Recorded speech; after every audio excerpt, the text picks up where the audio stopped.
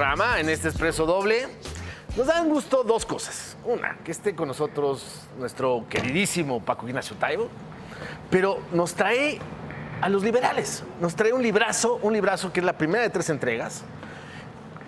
Primero agradecerte, Paco. Un placer. Primero agradecerte. Qué enormes fueron estos personajes. ¿Por qué se te ocurrió traerlos a la memoria? Y la crisis política que tiene México los hace ver todavía más gigantes. Las dos cosas ciertas. Yo soñé con este libro muchos años. Le daba vueltas y decía, ¿por qué no me la han contado bien esta parte de la historia? Y leía, acumulaba y guardaba documentos, información, obras completas de Zarco, obras completas de Juárez, obras completas del Negromante, documentos, archivos. Iba a hacer otra cosa y aprovechaba. Y entonces muchos años armando la biblioteca del liberalismo rojo, como se llamaban a sí mismos, o liberales puros.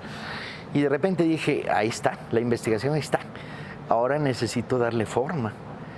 Y me tomó 2 años, creo que trabajo tan rápido, 2 años, tiempo completo, armando una historia que va de la caída de Santana, la dictadura de Santana y la revolución de Ayutla, al fusilamiento de Maximiliano 14 años después. Y era la historia del liberalismo rojo. No era una historia, no era una biografía de Juárez, no. Juárez entra en el capítulo 24 de los 200 que tiene el libro. No, es la historia de una generación. Y de una generación que conforme más leías, más te iba apasionando. Y tiene razón, tiene dos colas el asunto. La primera es, miras el pasado para contártelo. Y la segunda es, miras el pasado para observar el presente. Qué tristeza el presente al lado de estos personajes. Sí, y al mismo tiempo que iluminador el pasado mirando al presente. Cuando de repente dices cosas como, a ver, ¿Juárez tenía escolta? No, Juárez no tenía escolta. Y ves a un gobernador de un estado minúsculo de este país con 32 guaruras, helicópteros y 7 cargaportafolios, ¿no? La humildad republicana. González Ortega entraba en las ciudades cuando triunfaba el ejército liberal a pie. Zaragoza se murió por estar visitando los hospitales de campaña y tratando de conseguir velas de barco para hacer sábanas y camillas. Esta tremenda humildad del liberalismo, esta idea de que sirves al pueblo y no te sirves de él, el poder no vale para nada, ¿no? Y bueno, el fenómeno más brutal que ilumina el pasado hacia el presente pues, es el fenómeno de la corrupción. Juárez tuvo a lo largo de estos años 50 ministros, ni uno solo fue acusado de robar un lápiz. Prieto, 2 veces ministro de Hacienda, el día en que lo entierran le faltan botones en su saco. Paco, había horizonte, y había lenguaje, y había letras, sí, y había preparación. Sí, sí, tienes razón. Impensables hoy en los políticos mexicanos. Sí, se trata de una generación de mexicanos combatientes, orgullosos, muy leídos, muy leedores, ilustrados, muy ilustrados, grafómanos, todo el rato estaban escribiendo cartas, discursos. Zarco de repente se echaba el testimonio de la reunión parlamentaria, 27 cuartillas a mano, ¿no? Era la locura. Y sobre todo con una idea de patria. Por eso el título era una provocación. Cuando hace 2 años dije, se va a llamar Patria, le me dijo, no vas a vender un libro con ese título. Yo dije, veremos, porque se trata de recobrar la manoseada palabra. Estos tipos tenían una noción de patria. Una noción de patria, una noción de república. Un antiimperialismo furibundo, ¿sí? Una independencia nacional valorada por encima de cualquier cosa, una terquedad que da gusto, un heroísmo. La palabra heroicidad que está tan desgastada, cuando de repente ves la segunda batalla de Puebla y sigues la historia de esta batalla, tú dices, ¿qué es esto? En ellos se junta la prosa, la poesía, el relato, intentos de novela, la una crónica idea del país. ¿Son los forjadores de la nación mexicana? Yo creo que son los creadores de la verdadera independencia.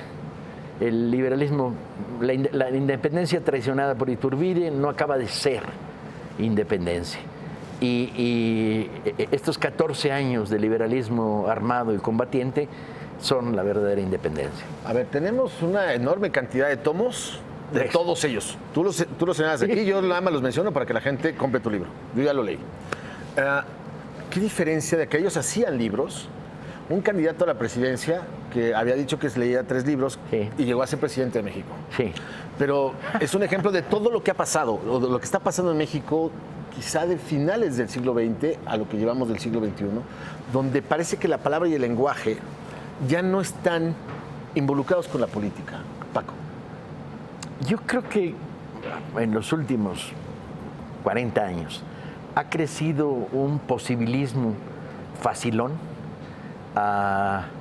donde el objeto es el robo de los recursos, volver los recursos de la nación propios, el uca uca, el que lo encuentre se lo emboruca, como máxima ideológica, a la sumisión al Fondo Monetario Internacional, al Banco Mundial, a los consejeros, la ausencia de dignidad, de decoro, de orgullo nacional, la mentira, el doble lenguaje, estamos plagados de bífidos por todos lados y cuando trabajas una época como esta, el contraste es muy brutal, muy brutal, muy brutal.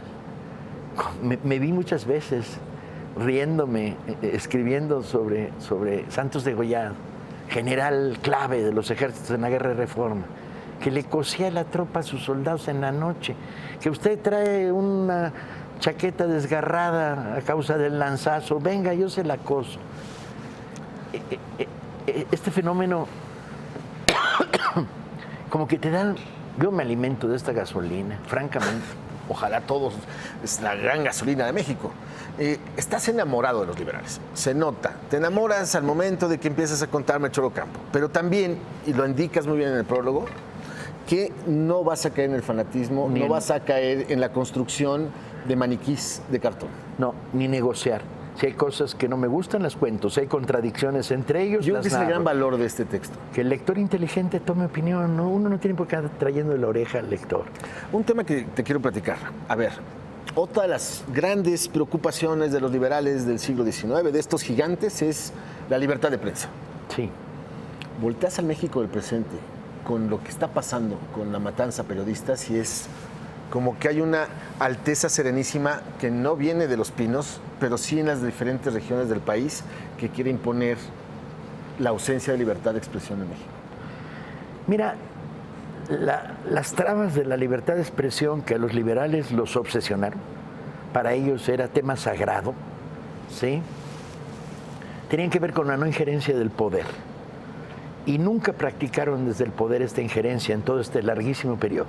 Incluso en momentos crudos, cuando se produce el principio de la intervención anglo-franco-española, la prensa mexicana le zumbaba a Juárez con alegría, ¿sí? Y lo criticaba duramente. Incluso liberales en la prensa. Y muchas veces los liberales tenían mano dura para todos lados. Y uno se pregunta, bien, la estructura de comunicación que hereda el México del siglo XXI está repleta de negocios, compromisos, negociaciones turbias con el poder. Algún día vamos a conocer lo que se llamaba el callejón de los sapos, que era el dinero que pagaba Gobernación sistemáticamente por nóminas a periodistas conocidos. El chayote. El chayote en México. Algún día lo vamos a conocer.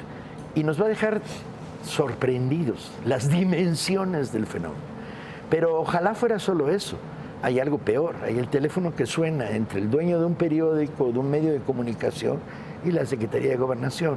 Hay el favor te hago, favor me devuelves. La concesión económica que te doy a cambio de, ¿no? Hay una negociación continua del poder, la publicidad que hago llegar a tus medios.